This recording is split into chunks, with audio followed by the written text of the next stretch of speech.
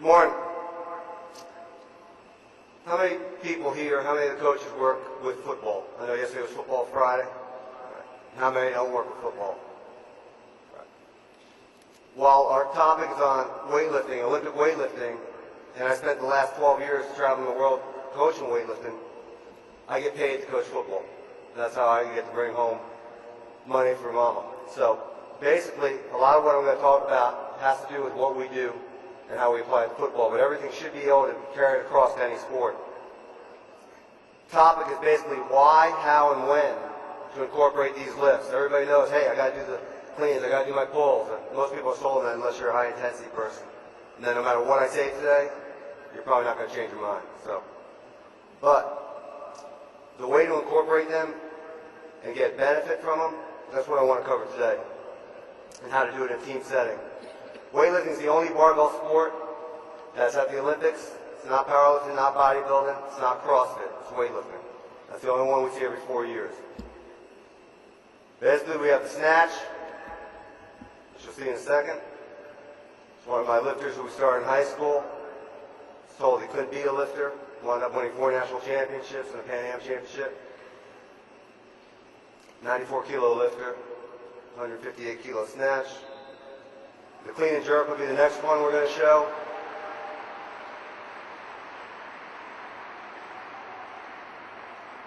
Next video.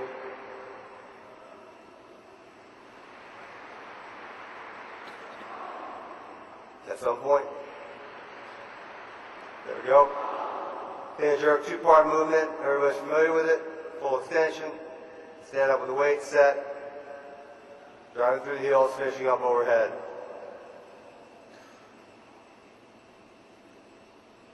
Back to PowerPoint, please.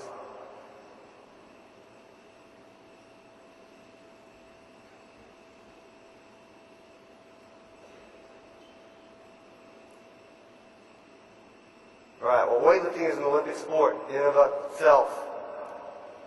The movements have tremendous potential on an athlete's ability to exert force and absorb force, whether it's on the football field, on the tennis court, on the basketball court, on the mat.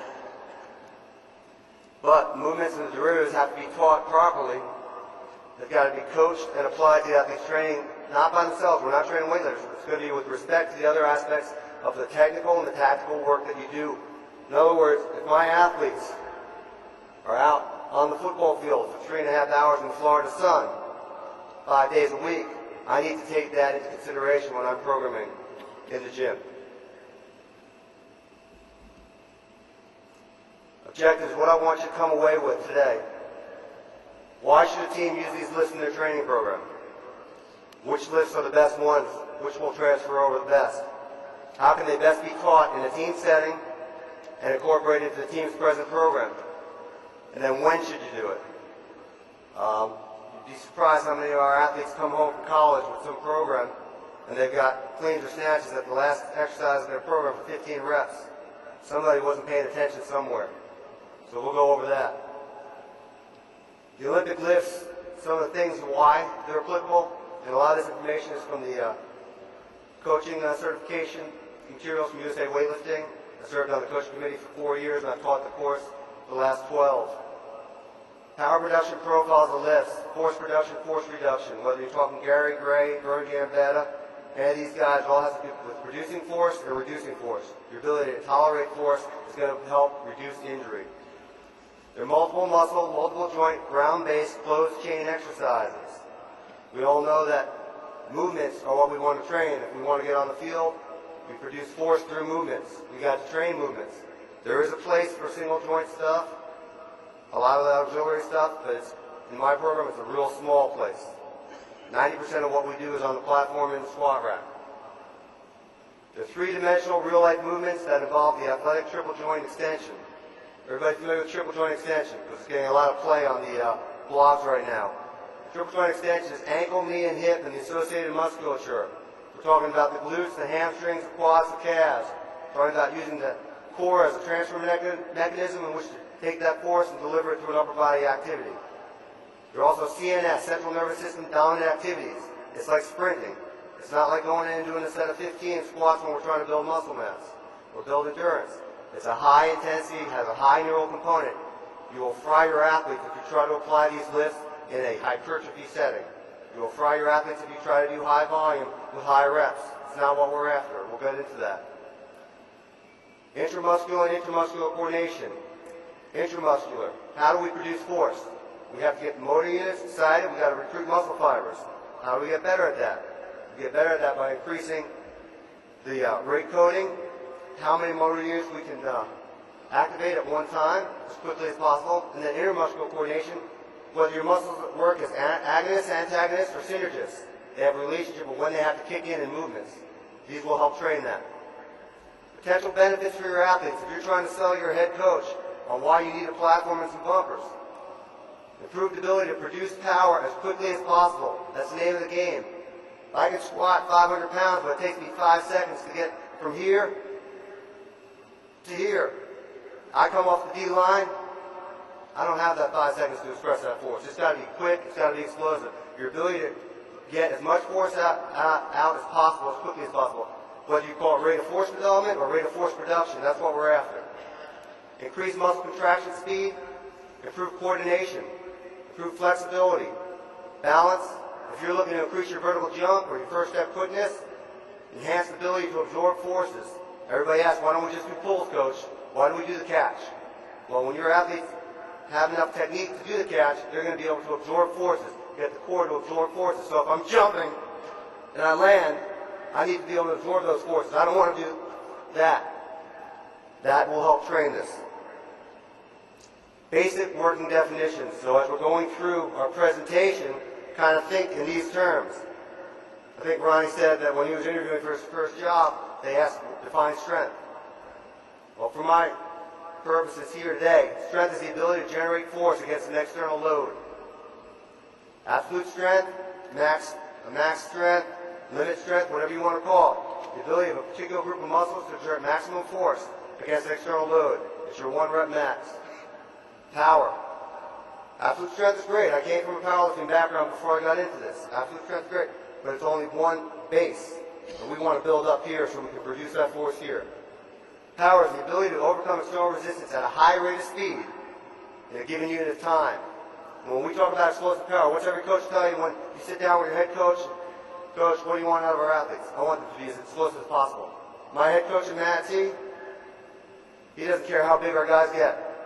He doesn't want to lose any speed. But he wants to be the most explosive athletes on the field no matter who we play, who we come up against. That's your rate of force development, and that's your ability to generate maximum muscle tension in the shortest amount of time. When you're looking at power, everybody thinks vertical jump, triple joint extension. You're looking at explosive power. You're looking at the ability to produce force quickly, whether it's on the platform, whether you're jumping, whether you're sprinting. Lauren Seagrave will probably talk more about this a little later. We're putting force in the ground through triple joint extension. Right here with this fullback, that's what I'm after. I'm after that first step quickness. Dr. John Garhammer, recently retired, probably one of the first biomechanists to do research on the Olympic lifts out of Long Beach State. This is a very telling study that he did. When you look at just major muscle groups, I didn't put in bicep curls or leg extensions. You're not going to see that. But just looking at this, and you see things like the back squat, 1,100 absolute power, 1,100 watts for a 220-pound athlete. That's what's coming out. And then you look at the snatch for the second pull, for the jerk, and we're up in the 5,000s. I rest my case if we're after producing power. Can you go to video 1, please? Explosive power in the weight room can be done a couple different ways. See some mixed stuff here. Some of this is our freshmen, our JV guys. This is just our morning class. This is our strength and conditioning. We train in the morning, 4 days a week. First period. Only way you get in first period class is if you're a starter or we think you can be a starter next year. Other than that, you're in my young class. And that's my freshmen, my sophomore, my juniors. And you'll see some of those guys because we're going to use them as examples of how to teach. Once in a while, we'll get a stud 9th grader who makes varsity, or we bring it up after the end. We had a long season this year. I think we had 18 games, including our kickoff class, by the time we finished the playoffs. We needed some fresh legs to come up. But, next, back to PowerPoint, please. The big thing that I did when I came to Manatee. I told Coach Canan, I said, I want to create a system. I know we're a high school, but I've got a good situation there. It's a high school that's well known. We travel. He basically let me set up a college-type program there. Basically, I get to get the kids, the incoming ninth graders, once they register for school during the summer, they come in, they learn our system. They learn our level 1 system, so by the time we get into school, they already know our basic movements. So I get 4 years with these kids. And hopefully they go to a school after that, they're lucky enough to play at the next level, where they can continue in something similar. Summary, rationale for the use of Olympic weightlifting when training for sports performance. 1, we talked about ground-based. Great force by driving against the ground. People, we want to get force into the ground. That's what I'm after. It's time efficient. One exercise works multiple muscle groups. Clean and jerk.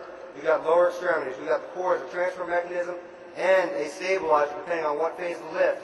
We've got producing force overhead. We've got scapulothoracic stability. We've got core strength. We've got some triceps, some scaps. We've got a lot of different stuff going on, and we can combine them too. We'll talk about combination lifts a little later. So it's very time efficient. So on Friday mornings, which is our game day in Florida, we come in and we work out. We do a 25-minute workout. We're only going at about 30-40%. We got kind of a central nervous system wake up. Kids kind of freaked out when I first got there because they were used to coming in eating donuts and watching film on Fridays. We do this, we wake them up. The idea is we can do 2 exercises, a power clean plus a front squat, or back squat plus behind neck jerk. Get them in and out, 3 sets, 30, 40, 50%. Get them in and out, they're woken up. Feed them a little chocolate milk, peanut butter sandwich. They go to class, they're ready. Get the edge off.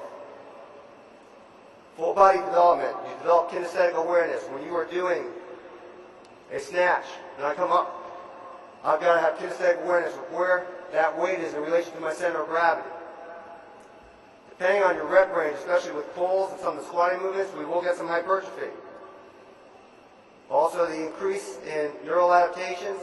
We talked about intramuscular and intramuscular coordination. About 5 more minutes, I'll figure out how to work this, so I apologize, I keep going backwards. Products of power, strength, speed, strength. Most people know it, but they're not really thinking. The easiest definition I can give for strength speed is a heavy external object that we're trying to move as fast as possible, whether that's an opposing lineman, whether that's an 80-pound medicine ball, whether that's a sled. What we're trying to move it as explosively as possible, whereas speed strength is going to be more of a lighter implement, a shot put, plyometrics, sprinting, the basic plyometric activity. When we train right with Olympic lifts, we're going to shift that curve where we want it. That force velocity curve. Everybody's probably seen this from the basic exercise physiology class. We want to shift that curve. The more I can shift that curve, the better athlete I'm going to have. All right. Question of triple joint extension. Is there triple joint extension on the field? There's some people that are coming out now and say there isn't true triple joint extension on the field or on the track. So we're going to get into this, and there's a couple coaches out there that are pushing a theory called the catapult theory, which I want to address. So when I look at Brad, one of my state champions, doing a pull here, I look at Robert doing a jump, I see some similarities.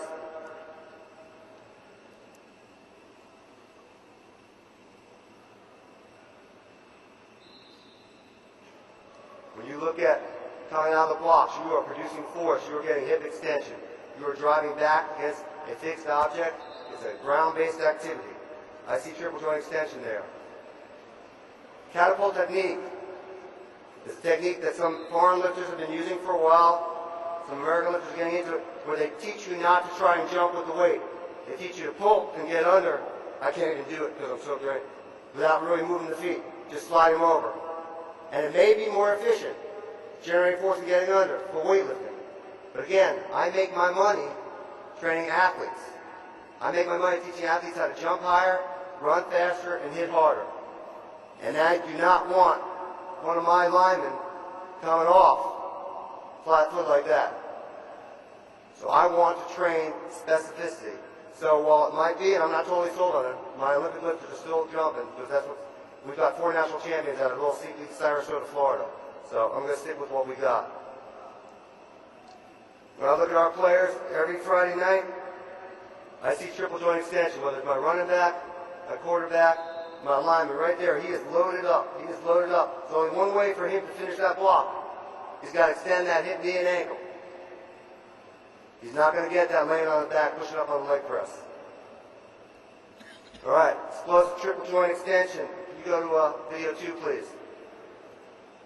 One of the guys we worked with, he actually came out of USF. He's up with Green Bay now. Comes back, trains with us at the high school. Kids love him when we get the NFL guys come in. I see the hips extension. He's about 325 pounds, his center.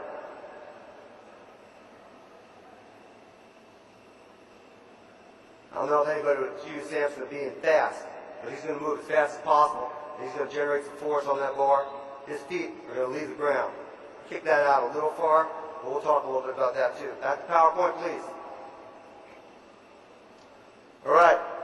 Biggest thing I get when I travel around and I teach the USAW courses, there's always a coach that says, yeah, I need this for my resume, my head coach wants me to get it, but I'm not totally sold on it. There's some issues here. And there's some people I respect in the field, but I don't respect their opinion on this. They think that there's a safety issue. They think they're too hard to teach, or it's too hard for your athletes to learn. They always say, well, the lists aren't specific to the needs of my athletes. If you're in a strength and power sport, I dare you to tell me that the lists are not specific to your athletes.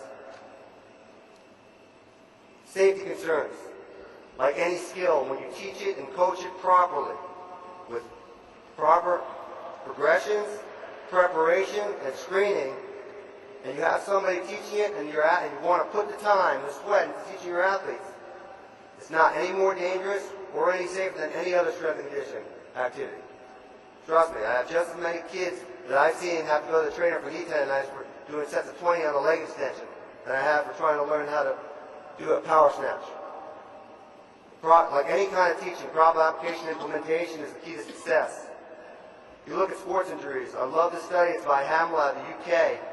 It's an older study from 1991, but pretty sure most of it still goes. When you look at sport down here, not weight training, but sport of weightlifting, the injury incidence per 100 hours of participation in high school sports versus gymnastics, soccer, track and field. When we did our banquet this year, the athletic trainer got up and he thanked our strength and conditioning staff, because we had the least amount of injuries this year since we got into a ground-based program that we've had in 5 years. It's not just weightlifting. We do a lot of auxiliary stuff. I'll get into that. But the idea is we try to make our athletes as athletic as possible. By being athletic and prepared to absorb forces, they're not going to put themselves in positions where they get hurt. Yes, somebody may get rolled one day. Somebody may get rolled on. Somebody may twist an ankle. But that stuff I can't control. What I can control is being able to absorb force, being able to take a hit, being able to plant your foot, make a cut. I can train them for that. All right, next thing that people talk about, safety, overhead movements. Tell you what, I was smiling when I watched Eric present yesterday. He's got his NFL guys doing power snatches, okay? Good friend of mine, a mentor, Jerry with the Giants, Jerry Palmieri. He was one of the first guys that, Johnny Parker was mentioned before too. Johnny was a big Olympic lift guy at one point. They didn't shy away. If you were absorbing force, if you were blocking a 330-pound guy, trust me, your shoulders are probably going through just as much, if not more, stress than you're going to get working at 50 or 60% for speed with a power snatch or doing overhead pressing. Overhead pressing is a basic movement. What you have to do is make sure your athlete is screened and prepared to do it. So, with any skill movement, we're going to screen them for any risk factors that might limit his or her participation. Once cleared, they're going to be prepared in a progressive, safe manner to participate in overhead activities. We need to address scapular strength, core strength. I tell people that the scapulo-thoracic muscles are the core of your upper body. That scapula is set. If you're not winging, if you're strong through your traps, if you're doing a lot of rowing, a lot of stabilization, you're going to be prepared to do these overhead lifts. You've got to balance out mobility for stability. One of my mentors, Vern, used to have this term, I think it was most stability. I want my athlete to have maximum stability while having adequate mobility to go through his sport performance needs. Then, once you get that, and we have these things taken care of, we're going to teach proper technique, and that doesn't stop. You always teach the technique. You're always telling your athletes to get your feet a little closer, finish your pull. You're going to do proper loading. Just because the kid knows how to do a power snap doesn't mean I'm going to load him up at 90%. We may use, like in season, we use the power snap more as a speed exercise. Proper loading is also, when you think about it, Proper loading has to do with not just your weight, but the volume of activity. One of the great things about the volume with weightlifting is your reps are usually low. They're usually 1 to 5. And even 90% of my rep range is 1 to 3 when we're doing cleans or overhead stuff.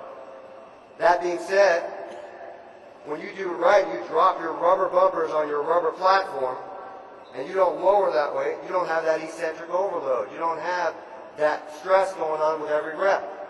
We can stress eccentrics another way. We can stress it through deceleration movements. But we're going to hit a jerk, we're going to step back, we're going to drop it. Or if we're doing multiple reps on press or something, I'll have a guy on each side, hit it, don't lower it down. Where's the danger zone? The danger zone is here to here. Abduction, external rotation, abduction at the same time. What happens from here to here when I'm doing something behind the neck or in front with a jerk? All the force is coming from where? Here, my big house. It's coming from here, momentum takes it to here. I'm never pressing from here. And then proper progression. That being said, our quarterback is a left-hander who's probably going to be drafted for baseball, as well as has a pick of many D1 schools. I'm never going to push the envelope. This is something I learned from Jerry when he talked about when Eli first came in. He said, Eli clean, but he never really pushed the envelope. He's not going to risk messing up a wrist on your quarterback, or to deal with a lot of tennis players. Pitchers, there's other things we can do. We can do pulls, and I'll get into a little bit of that. Dr. Mike Stone has probably done the most research in this country on power and strength development as well as periodization. Has a great presentation on pulls. I think he's still at East Tennessee, but he teaches at the USOC Coaches College, and he does a presentation on pulls and applicability to sports. If you ever get a chance to hear the man speak, you are doing yourself a disservice in this field if you do not hear him speak. Other things you can do, dumbbell snatches. A couple people showed dumbbell snatches. I think Eric showed it. Dumbbell snatch, great exercise. We can get over there. We don't get into that danger zone. My personal philosophy, again, something I picked up from Jerry, we'll do a lift, we'll get the technique once they're cleared, but we're never going to push that envelope with those overhead athletes. How do you know your athlete is ready to do weightlifting? Well, at USA Weightlifting, we do an athlete readiness. We look at some minimum things, because I'm not an athletic trainer, I'm not a physical therapist. After 25 years, I finally got smart enough to know what I don't know, and I find somebody who does know what I don't know. Kid comes to me, Coach, what should I do with my ankle? I said, go see Coach Peters, our athletic trainer. That's what I said. Well, can't you tell me what to do? Yeah, I could, but go see Coach Peters. That's what he gets paid for. That's what and then Coach Peters will come back and tell me when he's ready to come back and do the things he needs to do. That way, because we're writing checks with these kids that they have to cash later. If you care about your athletes, you just want to get them on the field.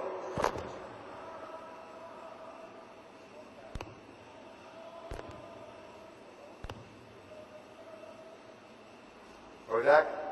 We're back. That'll go up a second. Concussions are a real big deal. You hear about it all the time. In Florida, it's big too. They're giving some new rules in Florida where the kid's helmet comes off next year. He has to come out and sit out a play before he's evaluated. It's not even up to the athletic trainer. He has to. The ref will take him off the field if that helmet comes off. Again, we're writing checks with other people's bodies that they're going to have to cash later. So you are in your best and your highest moral level if you are being very conservative with your athletes about what you're going to push and what you're not. If a kid comes in and tells me he's hurting, I got to believe him. He may be a kid that tells me he's hurting every Monday. I got to believe him, I got to send him there. I can't call a kid a liar and tell him that he's faking it because he doesn't want to run with us. I got to believe him, I'm going to deal with him.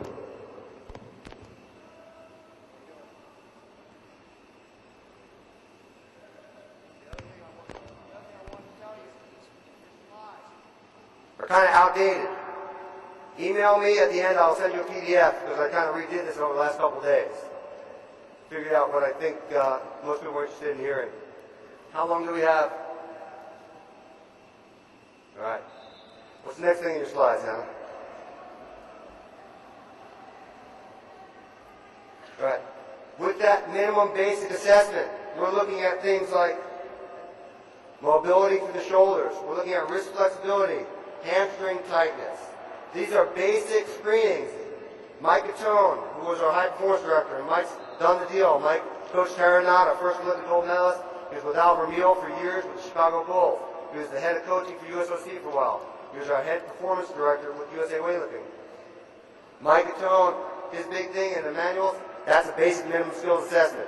You need to get them to the athletic trainer or get somebody so they can do an FMS or a selective muscle screen if there's issues. What I do, and eventually you'll see the PowerPoint, I do kind of a mass screening. I get the guys out there. We line them up. We have them do overhead squat. I'll pick out guys that look a little shaky. I send them over to Preston, our physical therapist, or Coach Peters, and then they do the screening. So if they can't get past just the minimum skills with me, I don't want them on the platform. I don't want them running. I don't want them taking hits. They got to get out there. All right, we're halfway up. So again, the overhead squat, straight leg raise, front squat. I can go over these a little later. If you take the new level 1 sports performance course, we'll go over these. But again, like Mike says, and I agree, right down here, Greg Cook's functional movement screen. That's where you go. That's more in depth. That's an example of me doing a group, one of our combine classes a couple years ago in Lakeland. Kid failed. I brought him over here. He went through one-on-one screening. That's way beyond my pay grade. Teaching, testing, rolling, and that kind of stuff, that's beyond my pay grade. I get somebody that went to school for a whole lot longer than I did to do that. He'll come back, he'll tell me what's going on. The worst thing you can do is when the strength and conditioning staff and the athletic training staff are butting heads, because that's not helping your athlete. You got to find some middle ground. My personal philosophy is if the kid fails a screen, that doesn't mean I don't get to use them. It doesn't mean I don't get to put them in the weight room. The medical staff tells me that he failed because he doesn't have adequate shoulder mobility to do overhead work. I'll teach him pulls. We'll work lower extremity strength. We'll squat. We'll single leg squat. We'll lunge. We'll step up. We'll lateral step up. We'll work core. We'll do all the corrective exercises that the athletic trainer wants us to do. Because eventually, if he can't get on the platform, it's going to be hard for him to get on the field, at least in our school. We do not have athletes these days that are Mr. Friday night. I had a D1 coach, they were recruiting one of our kids, asked, hey, how's so-and-so? This was the first year I was there, and I said, he's a great player on Friday nights, coach. I said, what do you mean? I said, he's a great player on Friday nights. How's his work ethic? I just said he's a great player on Friday nights. I kept saying that. Eventually the coach got it. I can't lie, because if I send that kid up there and they waste a spot on him, and he does anything, but I'm not going to trash him either. I'll tell you what, that kid came back. And halfway through the semester, he came back. He turned it around. He's at a good school now. He should get it going, but he had to learn. The lights got to go on at some point. Second misconception. The movements are too difficult for our athletes to learn. If you follow the top down, the USA weightlifting procedure for teaching the lifts, it's pretty simple to teach these to anyone safely and efficiently. You got to remember, these lifts are movement patterns. They're motor skills. That's why I love teaching them to little kids before there's a strength interference where the kid's trying to muscle clean. So like tackling, throwing, springing, bagging, basic biomotor skills. I want to teach movement. Proper application, implementation, progression, the same thing over and over. That's my philosophy. If I had to have one, proper application, implementation, and progression. Can you go ahead and show the next video of those real big athletes I showed you? I got D1 coaches tell me, our coaches can't pick it up. Our coaches can't learn these movements.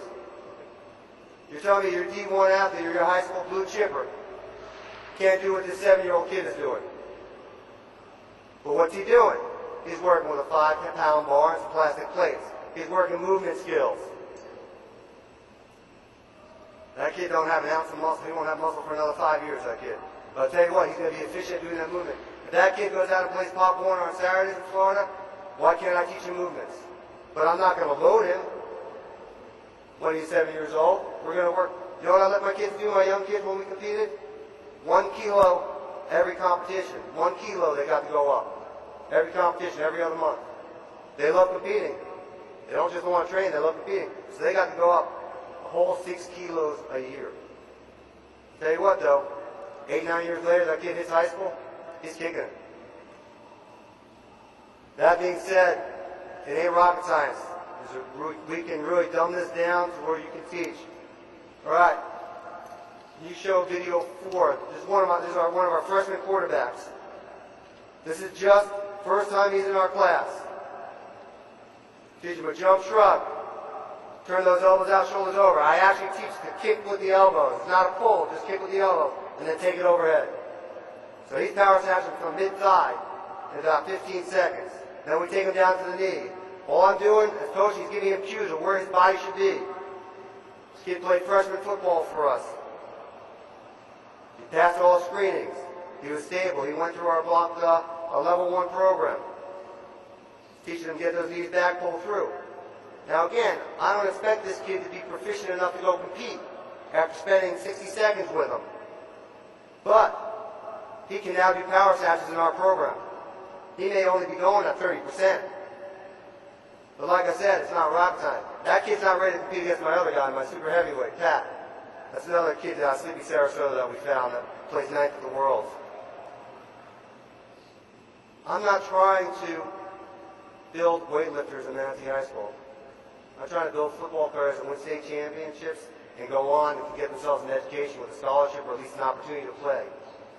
We're going to use the list to help prepare our athletes for improved performance on the court, on the field, on the mat, wherever it is on the track. So I want safe, effective, basic working form and technique levels. I don't expect them to be great technicians right away, but I expect them to be able to perform safely and effectively the movements. And then proper loading and progression and always cleaning up technique. By the time that kid is sophomore, they'll be able to do our full program. Last thing I hear from coaches who don't want to look at doing these lifts, they're not specific to the needs of our athletes. All right, if you coach a strength and power sport, you want to be more explosive. You want to be quicker. You want to be able to accelerate quicker. You want to be able to deliver and absorb force more efficiently. You definitely want to be stronger, and you need to express that strength as quickly as possible, that rate of force development, and you want to be able to jump higher and farther. If you want any of those things for any sport you're in, these can help you. I'm not just selling snake oil, people. This stuff works. But you got to be dedicated to putting it into your program and teaching it efficiently, and taking the idea of, hey, I'm going to use this in a way that's going to help my athletes. Right? There should have been a picture there, but we'll show you some video in a second. Coaching in a team setting. When you coach a large group of athletes, teaching skills. You know, I had to sit for my physical education credential when I got back into the high school level after a couple of years. And had to go all into pedagogy and learn about teaching skills and stuff like that. And I started going back and said, you know, if more coaches actually took the time to teach and apply how they teach skills, we'd have better athletes all around. So it's the same way that our online coach is teaching stance. Where I have to teach how to do a throw is how we're going to apply teaching in this team setting. Can you put sound on this one too? Now this is our freshman class also. We have 5 platform stations.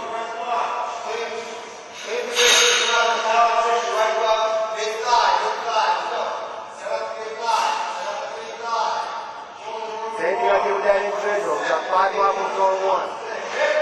I got one of my kids show me, so the camera will give me a little tight.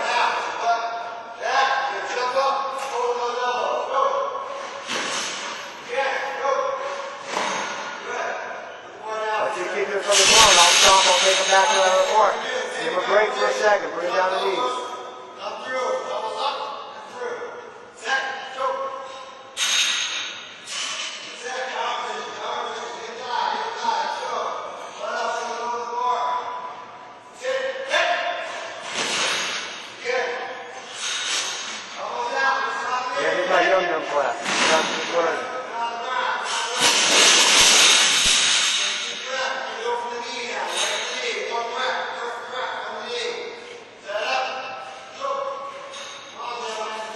Got to get more back stuff going on. We have more throwing into the scap. That's the stuff that I'll look at when we throw.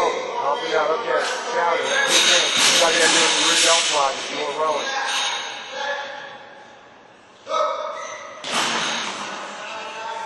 Man, I'm not looking at perfect technique on any one of these kids.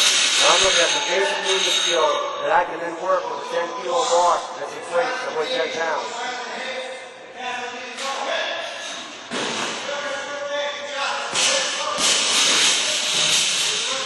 Now I'll run the next group in and we'll go 3 groups. We'll get 15 kids done first 20 minutes. You can stop that. They don't need to hear me screaming all day. So again, the team setting is the same as the individual. I'm not going to take 20 kids out there. A friend of mine brought me down to his high school back in 2002, Jupiter High School, and said, can you teach some of our kids how to power clean? I said, sure, I'll come down. He's got an idea. This is probably why they're perennial playoff teams now, too. I show up there. He's got a little weight room, probably about the size of a checkerboard here. He's got 100 kids in there waiting to learn. We did rows of 5 at a time, went through that progression. Spent about 2 hours. The kids could do rudimentary hang cleans by the time we left. A couple kids I just pulled out and said, no, you're not ready for this. Sent them over to Coach Hickman. You need more work. What movement should you use? Well, snatch-related work, you can use a variety of different movements. You can use a power snatch, hang power snatch with the blocks, snatch, and snatch pull. First thing I did, Coach Gannon was gracious enough to give me a little budget to buy some things I needed. I ordered blocks from Samson. Adjustable blocks for height. I like going from the blocks versus the hang. Here's my reasoning. I'm after trying to get rate of force development. So I go from a dead stop. I don't want that hinge. I'm not looking for that stretch reflex. That's not what I'm after. If I do want that at one point, we'll go to a hang. Because 90% of the people you see, when they do a hang, they set themselves up, they hinge that hip, and they go. And half the time, they jump forward. I don't want my guys jumping forward. I want my guys going up. They're putting force into the ground. I want them going up vertical. You show the next video. No sound, please. Because I'm not going to get after them. I don't want to make anybody blush with my language. It's our safety. Dumbbell snatch variations.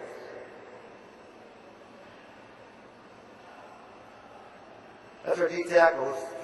I don't know if you've ever seen weightlifting coaches. They coach with their head sideways. I didn't do it on purpose. I'm just learning how to use my stuff. I apologize for the sideways. That's a 307-pound D-tackle being recruited by major D1 teams as a junior. Around a 4.9 for us when we tested. That's one of my cupcake offensive linemen who's trying to learn how to do that. That's Sam again. You can stop since I think it's all sideways. There we go. You're good. From the blocks. Remember, dead stop. One of our little tailbacks. One of my lifters show you a full snatch. Again, she's got to have proper hip mobility right there. Remember Ryan now? That's my big boy just doing pulls. Now, you notice something on the pulls. They're a lot slower, aren't they? All right. Clean related. Power clean, hang power clean from the blocks, clean pulls to the knee. Show the videos after if we have time. Jerk related work. Anything overhead, I call this. Anytime we're producing force away from the body. Military press, push press, behind the neck push press. Power jerk, behind neck power jerk, split jerk. Why would I ever do behind necks? Everybody always talks about how dangerous. Again, the behind the neck stuff we're doing is initiated at the hip. It's a straight line. It's easier to teach. It's from the hip. Get the hip drive, get up there, and then they finish. Whether it's push press if I'm after more muscle mass, or a power jerk if I'm after more power. Our squats, back squat, front squat, overhead squat, split squat, rear foot elevated squat. Those are basically, we will always back squat once a week, we will always front squat once a week, we will always overhead squat once a week. Overhead squat's more mobility. We don't really push that on weights. I'll show you the video a little later. The split squat, rear foot elevated squat, that kind of stuff will go in with our lunges and step-ups as our auxiliary stuff. I have not bought into it, and I love the guy, but I have not bought into the depth of the back squat. Back squat is a basic movement, and I tell you every morning when I have to sit down and get back up, I'm glad I squat. Combination lifts. This is your basic imagination, how you want to put stuff together. Power clean plus a front squat. Power clean plus a jerk. It can be a split or a power. Power snatch plus overhead squat. Clean and jerk. Back squat plus behind neck jerk. Back squat plus behind neck push press. Front squat plus jerk. If I've only got the guys for 40 minutes and I want to get 2 or 3 exercises and get the whole body, we'll do a lot of this stuff. Basic movements. Yes, we press. We're in high school, we're in Florida, we press. We will bench press once a week, we'll incline press once a week with the dumbbells, barbells, lockouts. I'm old school from my college days, so before board presses, we actually did functional isometrics in the rack, so that's what we do. We do rows. We do the 2-to-1 ratio. 2-to-1 ratio of rows to presses. If we have one pressing movement, they'll have 2 rowing movements, one vertical, one horizontal. It can be with bands. I'm big on pull-ups. I even make our fat boys do pull-ups. RDL, single and double leg dumbbell or barbell glute ham raise, step ups, different planes, lateral crossovers, forwards, and lunges. How do we teach? We talked a little bit about that. We screen. We start with the basics. Once they're proficient in the basics, we move them to advanced movements. Once they can do the basics, then we'll get them going into full clean. Always coach to constantly clean up your athlete's technique and to match the exercise to the skill level of your athletes. Your eyes as a coach are going to tell you what's going on. Most people can look at a lift and they see the result of an incorrect lift. They see that bar kick out. And how they fix it, you got to know the cause for that bar kicking out. That athlete's hip shot off the floor. He's got one place to go. Forward, that's not what I want. I want to get him here. I want that vertical jump position. So, your ability to discern the cause of the incorrect movement is that important, not just recognize the incorrect movement. Once the cause is determined, the proper pressure and technical performance of the lift can be communicated, implemented. How do I incorporate the lift into a program? Let's say we're in off-season, we want to improve strength and increase muscle mass. We'll concentrate on pulls, push presses, RDL, squats, 4 to 6 sets, 3 to 6 reps per set, 65 to 85% of 1 RM. Loads may go up to 110% of the lift part per pull. So if I'm doing snatch pull, I'm going to work it up to 100, 110% of my best snatch, because it's only a partial movement. They move a little slower, but I still want the impetus of trying to move it as quick as possible. Squats may be addressed to 70 to 90% of 1 RM. We continue with power snatch, power clean, and jerks for technique work at 60-70%, even when we're trying to build muscle mass. I don't want them getting away from that. Because when the technique suffers, that's when injury can happen. Pre-season, getting ready to go to camp, burning strength and power. Get all our power derivatives. We go 3 to 5 sets, 1 to 3 reps per set, 70 to 90% of the 1 RM. We continue to push the squats at 4 to 6 sets, 3 to 6 reps, 75 to 85%, up to 1 week. I give them 1 week off from the legs right before we go to camp. Great thing about Coach Dan, he's been doing it 37 years. He's won 5 state championships. This year was our 5th. Doesn't do 2-a-days. Trains 5 days a week. If you can't get it done 3.5 hours, 5 days a week, says it ain't going to get done. It's about coaching your athletes effectively and making use of your time. So I don't have to worry about them going 2-a-days in the Florida sun, kids getting dehydrated, heat stroke. When do we incorporate them? In season. This is what I do. I continue to build maximum power and rate of force development. Maintain strength for my pro guys when they come home in the off season, or for the pro guys in college, stuff like that sometimes, we're just trying to maintain in season. But for the high school level, they got all that testosterone, and androgens are growing. Kid comes in, he could shave 1 week, and the next week he's ready to shave. God's kicking in with natural hormones. We're going to push them all right through the season. We're going to build. We have our backup weeks, but we're going to try and get stronger right through the season. I'll tell you what, semifinals, quarterfinals, and the finals. We out-muscled, we outperformed our competition. They couldn't stay on the field with us. They looked tired. 3 to 4 sets, 1 to 3 reps per set, 70 to 90% of 1 RM. We keep the squats 75 to 85% of 1 RM, but 2 to 4 reps just to maintain, build a little bit, and always on Mondays. The reason I do that is because research has shown maximum power output is for sub-maximal lifts. So if we're doing a competition snatch or clean, it's 80 to 85%. 85 to 90% for power snatch clean. If your kid has a 200-pound power snatch, I'm going to say 85 to 90% if I want to increase power. So athletes who are slower than desired movement speed. Duh. How many of your athletes would like to get faster? Anybody here who doesn't want their athletes to get faster? So we're going to push those percentages. We focus on the use of sub-maximal weights in the prep phase. I got to hold my kids back because they always want to compete with each other. We're not maxing out every day. Weekly and daily plan with respect to lifts. Speed first, power, strength, fitness, conditioning. I'm not going to take them out and run 10 110s and then come in and try to do a high neural activity. I'm not going to do it. It's stupid. I'm going to have to get into the weight room and do an upper body if I have to run them first. Like that. But I will not do conditioning until the very end. Remember, stress is cumulative. That's physiological and mental stress. Identify mechanical loads versus central nervous system loads. Your legs can be fried from running too much, or your body can be fried from doing too much central nervous system sprinting. Plan your recovery accordingly. This is basic, like we talked about. We break that down to the week.